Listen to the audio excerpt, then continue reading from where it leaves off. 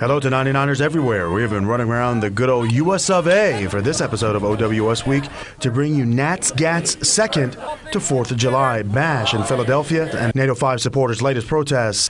We the people have not even broken into sweat yet, but the 1% is sure feeling the occupier summer heat with our actions already beginning to spoil the ruler's plans. Ain't no power like the power of the people, and the power of the people don't stop. Say what? Ain't no power like the power of the people. The power of the people don't stop. Say what?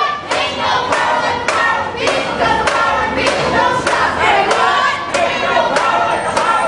The power of the people don't stop. Say what? It's called the prison industrial. A long, hot summer is blistering the U.S., while dedicated activists provide cool breezes of solidarity and community across the nation. Occupy Chicago got the week off to a good start with their NATO 5 support action on July 2nd. We just came out of the arraignment for the NATO 5. Today is July 2nd. We're in the middle of the beginning of a ridiculous kangaroo court of Anita Alvarez and this ridiculous trumped-up charges against the NATO 5. Today, it was Brent, Brian, and Jared. Today, the three men who were targeted by CPD, Chicago Police Department, pulled over, and threatened with violence, including the infamous, what did they say in '68? Billy Club to the fucking skull.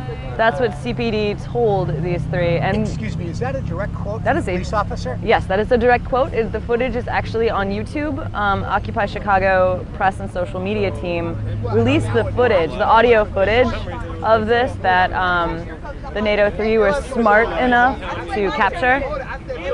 A few days afterwards, a house was illegally raided, searched, and these men were taken into custody. And I say men, but they're really like children. They look so small. What are they, like 22 years old or something like that? I think that's the average age, like the median age. I'm not entirely sure, but... What did the police maintain was at the house? They said that they were possessing incendiary materials, bomb-making materials, but actually the house that was raided, one of the tenants made his own beer, so it was actually beer-making supplies. So CPD does not know the difference between bomb-making and beer-making supplies. Is the person who owned the beer-making supplies, were they arrested? No, they were not. They were not home at the time. But they have spoken out against it, like discussing how there was absolutely no evidence of incendiaries, Molotov cocktails, anything like that. That was just beer, like bottles to put beer, homebrewed beer in. 3 of the people facing questionable terrorism charges from May's NATO summit pleaded not guilty during their arraignment on Monday, and trial was set for the summer of 2013. The case against the activists has been called a clear example of entrapment, since the supposed terrorist plot was coordinated by police informants themselves after infiltrating Occupy disguised as protesters. Free the NATO 5! Free the NATO 5! My name's Eric Ruder. How do you spell that? ERICRUDER. Okay, Eric. And you were one of the organizers? Of the Coalition Against NATO G8. Okay. And unfortunately, our right to protest, our right to free speech and assembly was subverted by a systematic plan of infiltration and entrapment that means that all of our organizing efforts had, in the last days before the major mobilization, were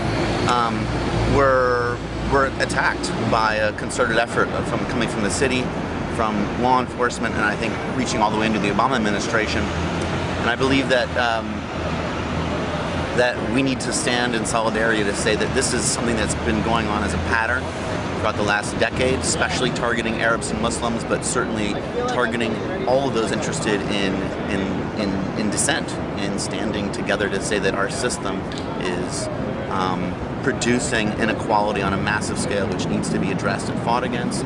And that's really, I think that the NATO 5 are some of the kind of the people that the establishment wants to make an example of, wants to try to use to demonize protest in general and to say that the stakes are high and to try to scare people off from being involved, and we will not let those people be forgotten. And I think the reason that they're not here held at this federal prison where we're staying now is because the FBI itself knows.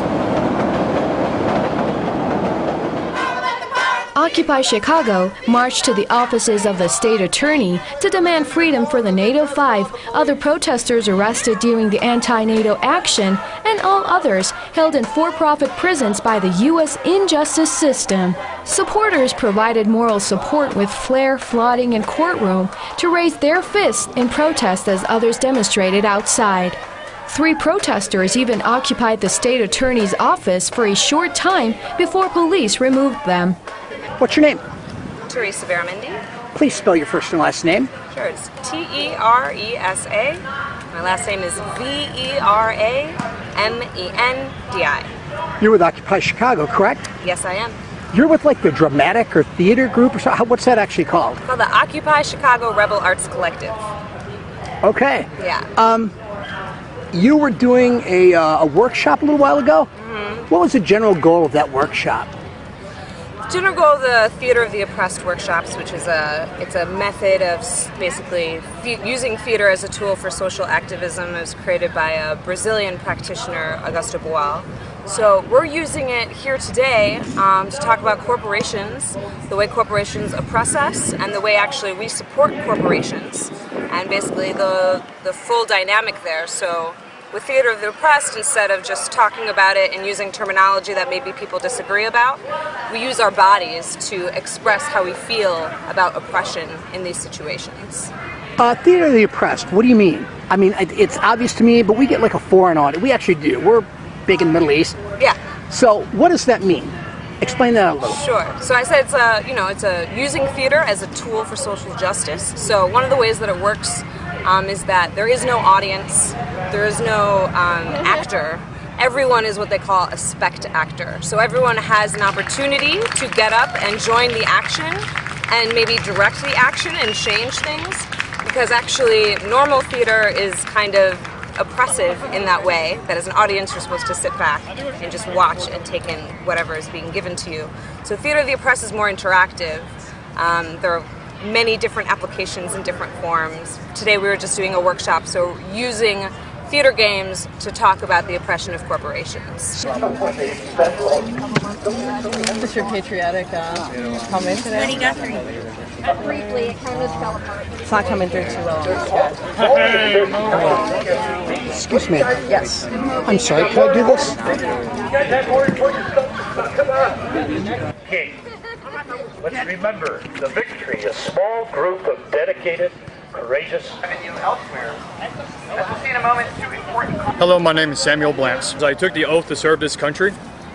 I joined the military back in 2006. I joined on reasons because I wanted to serve and protect my people. Mm-hmm. And in that, I took an oath. I, Samuel Blantz, so solemnly swear that I will defend the people of the United States and the Constitution against enemies foreign and domestic. So help me God. Well, right now, the way I see it, with the other oath keepers I talk with, we are not left or right. Because in this nowadays world, it doesn't matter who you vote for. When it comes down to it, the boot that's going to smash your neck in the form of poverty can be a left boot or a right boot. Okay. And we see it as like, we're not conservatives, we're not liberals, we are realists.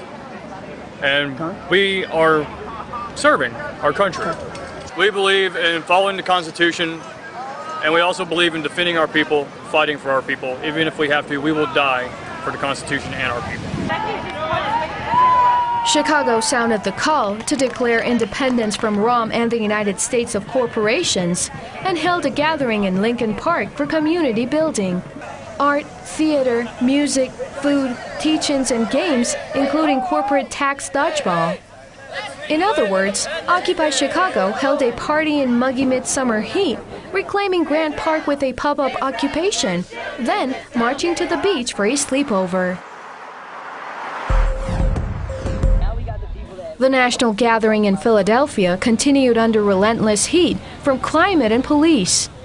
Colorful rallies and marches to Target blended with intense work sessions and informative speeches with Occupy signature spices, art, theater, and music.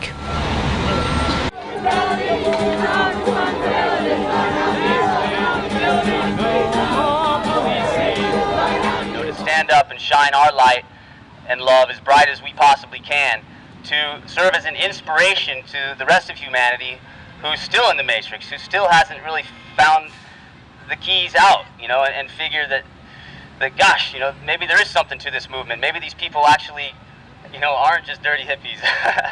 If you're injured! The major goal of the movement since its inception has been to bring attention to abuses of power and inequality in American society. NatGat included plenty of action along those lines. But it was also a General Assembly of representatives from almost 200 General Assemblies across the United States. There was a whole lot of meeting going on.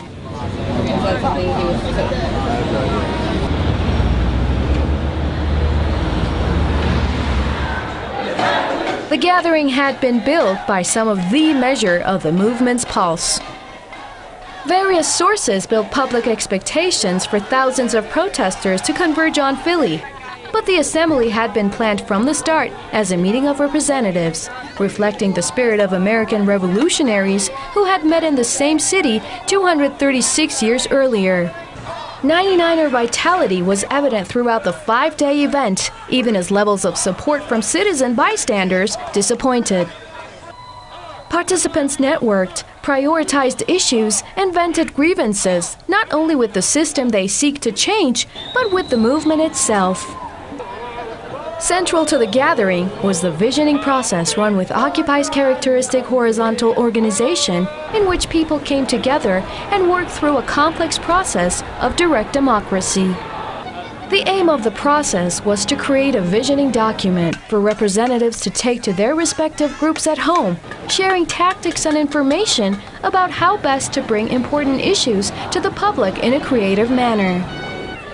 Communication was key. Meeting face-to-face with one another, clearing the air, and figuring out how to maintain momentum and focus energy. Those who attended the gathering had an amazing choice of educational, confrontational, and inspirational events. You're gonna die, you're gonna die, you're gonna die, you're gonna die.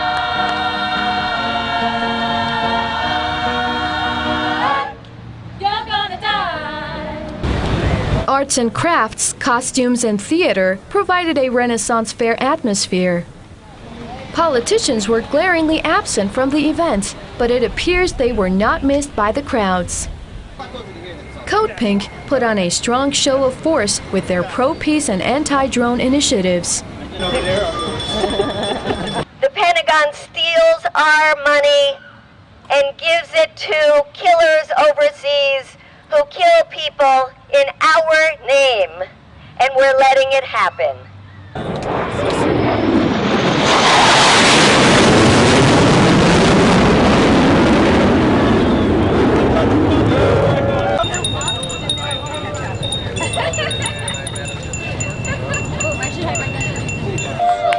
The tax dodgers took folks out to the ball game of corporate greed and irresponsibility.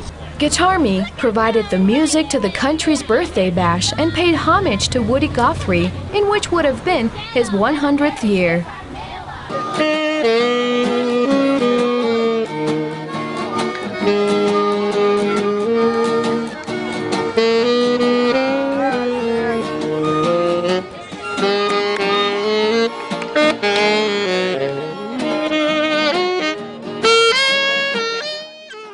The troubadour, who walked with workers and sang "This Land Is Our Land," was the inspiration for a 99-mile march, which set out from Philly on July 5th, heading from New York City.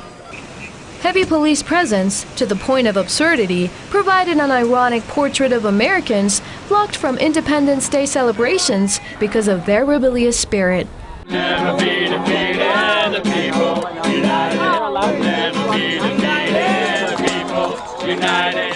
Never be defeated, the people united.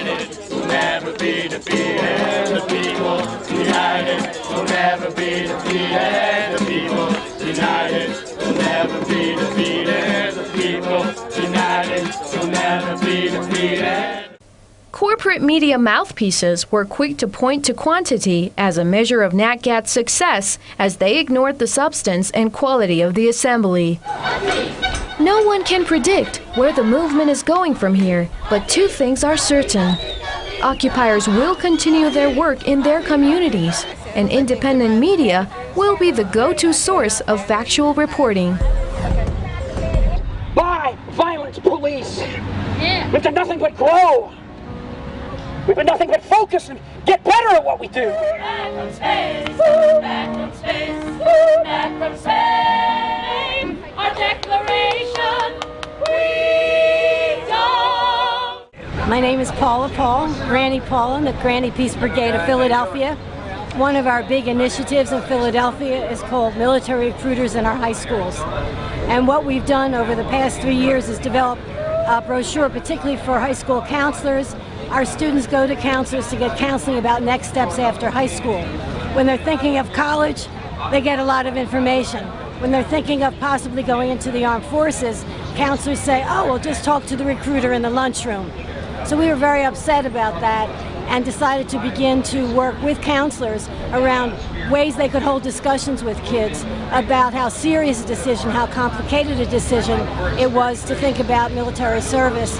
In addition to talking to recruiters, we developed a series of resources for students considering the military and put those resources into the hands of all high school counselors. So it's materials about considerations if you want to enter the military, job training opportunities in our city. If you want to enter the military because it's patriotic, we give a list of patriotic community service projects in which they can get paid after high school. We also have a lot of support system for students who might want to go to college but feel they can't afford it, need help with college essays, don't know quite how to apply for scholarship money. So we've collected all the resources in our city that will help those students who think they might go into the military in order to go to college and pay for education. And one of the most effective ways we did that was at the very beginning of the Iraq War, taking little kids' shoes, especially brightly colored, really pretty ones, and putting a sales tag on it, you know, old-fashioned sales tag, with the name of an Iraqi child, their age, and when they were killed by the U.S. Get up, get down, there's revolution in this town. If you just have like 3 people who are going to do an action with you, have the 2 people do the action and 1 person document it. Just again, make sure the bats, look up and down the line, make your hands are at the same height, right? The bats are in the same angle. And when you get that, you can never puff out your chest too much, shoulders back. As long as you do it with a straight face, it works. Yeah. Rise and march to the road, Bank of America, DuPont GE. Bank of America, DuPont GE. Defeated, the people, united, will never be defeated. The people, united, will never be defeated.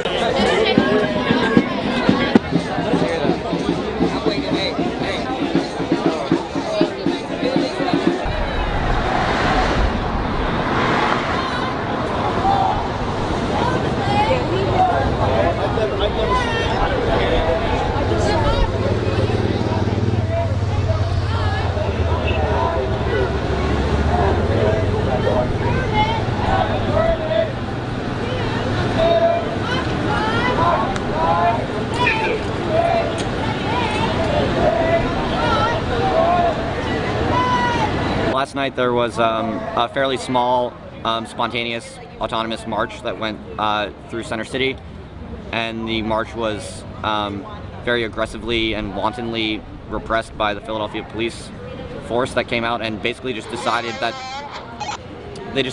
they wanted the march to end, basically, and the about 30 people, somewhere between 25 and 30 people, peacefully protesting on a march were kettled and apprehended. They were arrested for, I believe that they were arrested across the board for disorderly conduct, and and obstruction of the highway. There's for the bigger piece. We don't know how many people are there. Alright, there's still apples. Right.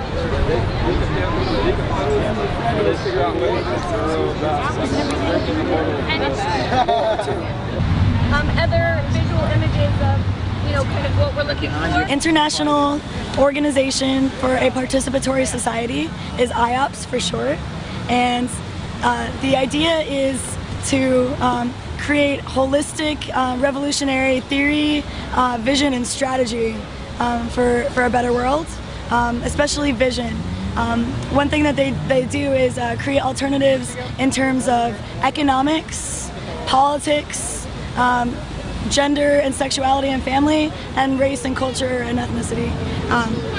And they look at it holistically, like all of the oppression and the aspects of society holistically, and the oppressions in society holistically, and they create visions holistically.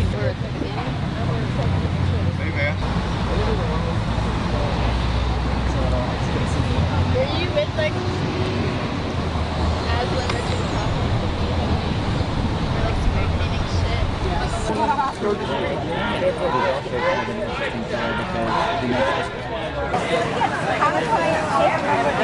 This camp was set up, which lasted many weeks, and we made, very similar to other places, a real city out of Seoul. And there were like 3 or 4 kitchens in which cooking was made. There were all types of commissions, working groups. People got together, assembled. We started to construct on the assembly process that we now are using even here in another continent. Like, I cannot explain, like, having been a member of the facilitation commission there in Seoul, what it means to me to come here and see like the techniques and the gestures and all that we had been working on so hard to cross borders and countries and to be used all over the planet.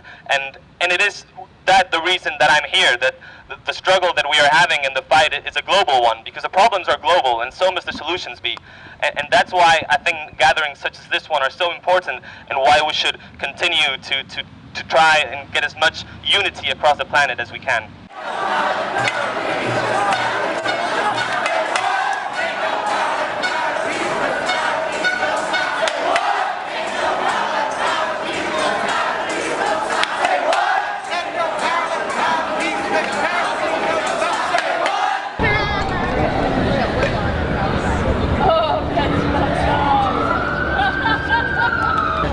Ain't no two ways about it.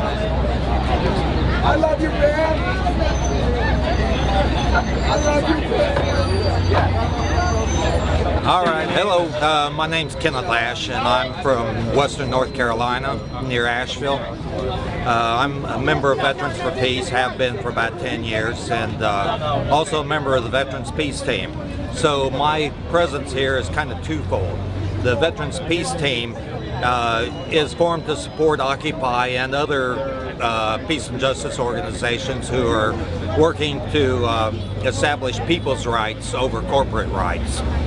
And Veterans Peace Team mission is to protect the occupiers or protesters against the violence of the state. We want to stand between the police state oppression and the people protesting. Also, as a veteran, we have this space here that we feel is not just our right, but kind of our obligation to stand firm and demand that our government listen to our grievances. The First Amendment to the Constitution gives us a right to free speech, freedom of assembly, and freedom to express our grievances against our government. And that's what we're doing here.